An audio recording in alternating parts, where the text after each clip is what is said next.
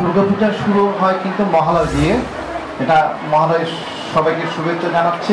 মহালয়ার মাধ্যমে পিতৃপক্ষ শেষে দেবীপক্ষের সূচনা। দশভুজা দেবী দুর্গতি নাশিনীকে মর্তলোকে আমন্ত্রণ জানাতে দেশের বিভিন্ন মঠ মন্দিরে চলে নানা আচার অনুষ্ঠান। সারা দেশের ন্যায় চট্টগ্রাম নগরীর চকবাজার শ্রী শ্রী আনন্দময়ী কালী মন্দিরের উদ্যোগেও আয়োজন করা হয় দিনব্যাপী বর্ণাঢ্য অনুষ্ঠানমালার। মহালয়া উপলক্ষে এদিন দুপুরে ধর্মীয় আলোচনা সভা অনুষ্ঠিত হয়। সবাই প্রধান অতিথি হিসেবে উপস্থিত ছিলেন চট্টগ্রাম মেডিকেল কলেজ হাসপাতালের পরিচালক brigadier general doctor Mohammad Taslim Uddin.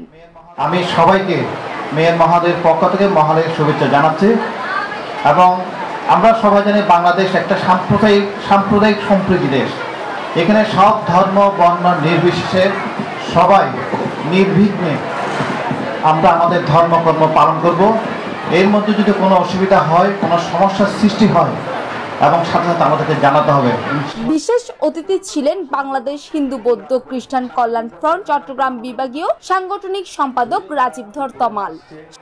আমরা বিভিন্ন উৎসব করছি, পুজো অর্চনা করছি, কিন্তু তার আড়ালেও কিন্তু আমার মায়েদের চোখে কেন যেন একটা আতঙ্কের ছাপ এখনো কাটেনি। যদিও তারা উপরে হাসছে, কিন্তু মন থেকে কিন্তু হাসি বেরোচ্ছে না, এটা কিন্তু সত্যি কথা। স্বাগত বক্তব্য রাখেন শ্রী শ্রী আনন্দময়ী কালী মন্দির পরিচালনা কমিটির সভাপতি খোকন কান্তি বিশ্বাস। বিশেষ বক্তা ছিলেন সাধারণ সম্পাদক ডাক্তার রিবুরাজ চক্রবর্তী। শ্রী শ্রী আনন্দময়ী কালী মন্দির পূজা পরিচালনা পরিষদের সাধারণ সম্পাদক সুজন দাসের সঞ্চালনায় অনুষ্ঠানের সভাপতিত্ব করেন শ্রী শ্রী আনন্দময়ী কালী মন্দির পরিচালনা কমিটির সভাপতি অধ্যাপক ডাক্তার অজয় দেব। এই সময় অন্যান্যদের মাঝে সুমন ঘোষ বাদশাহ, বিশিষ্ট ব্যবসায়ী বিপ্লব ধর সহ মন্দির পরিচালনা কমিটির নেতৃবৃন্দ উপস্থিত ছিলেন। সন্ধ্যায় ধর্মীয় সাংস্কৃতিক অনুষ্ঠানে চণ্ডীপাঠের পাশাপাশি গানে গানে মঞ্চ মাতান জাতীয় পুরস্কার প্রাপ্ত ক্ষুদে শিল্পী সৃজিতা দে সৃজা, যা দর্শকদের মন্ত্রমুগ্ধ করে তোলে।